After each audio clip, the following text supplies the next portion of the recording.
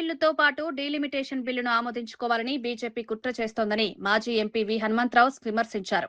2029 ఎన్నికల్లో లబ్ధి పొందేందుకే ఈ వ్యూహం అమలు చేస్తున్నారని ఆరోపించారు. కులగణన లేకుండా డీలిమిటేషన్ చేయడం వల్ల బీసీలకు నష్టం జరుగుతోందన్నారు. మహిళల పేరుతో రాజకీయ ప్రయోజనాలు సాధించాలనే ప్రయత్నమని విమర్శించారు. కాంగ్రెస్ ఎప్పుడూ బడుగు బలహీన వర్గాల పక్షాన నిలుస్తుందన్నారు. ప్రజలు ఈ విషయాన్ని గుర్తించాలని పిలుపునిచ్చారు. अर्जुन सिंह सर, ये तो अन्याय है। टैलेंट किसी का बाप पार्टी ने किसी का देन नहीं है। God has given to everybody knowledge, तो टैलेंट हर एक के पास है అని నేను సోనియా గాంధీకి చెప్పిన. ఏం చేయాలంటే మేము మా పిల్లలు చదువుతారు, తెలుగు, మలయాళం, ఒలియాళం, ఉర్దూ అన్ని చదువుతారు.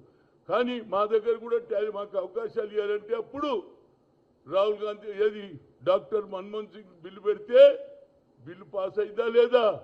ఏ పార్లమెంటులో ఏ అసెంబ్లీలో మా సంఖ్య ఎక్కున్నదిరా బాబు. ఎస్సీ ఎస్టీ ఓబీసీ మైనార్టీలు ఉన్నారు, మా లెక్క లేదన్నారు. బిల్లు పాస్ అయిందా లేదా? ఇవాళ నువ్వు అడాబోదుగా చేసి 131 రాజ్యాంగ సవరణ బిల్లు తెచ్చి 2/3 మెజార్టీ ఎట్లా వస్తుందిరా బాబు? నీ జాగీరా. ఇవాళ దానికి నాకు విచిత్రం ఏమంటుందంటే ఆయన ఏది నిడదవోలు దగ్గర ర్యాలీ తీసిండంట. చంద్రబాబు నాయుడు గారు మర్చిపోయినరు. మీరేమన్నారు? మా రామారావు వచ్చిన తర్వాతకే బీసీలను గుర్తించాల. బీసీలే లేరు, ఇంట్లో బీసీలకు కావాలని అడిగింది అదే ప్రియాంక, అదే రాహుల్ గాంధీ, పార్లమెంట్ మెంబర్లు అందరూ అడిగిన. మేము అదే అడుగుతున్నాం, మా సంఖ్య ఎందుకు తీసుకోరు? అదే విధంగా రేపు మహిళా బిల్లులో కూడా మా వాటా అడిగినాం. కనుక వాటా ఇవ్వలేదు కాబట్టి దీనికి అందరు వ్యతిరేకం చేశారు. అది అయితేనేమో నా గెలుపంటావు.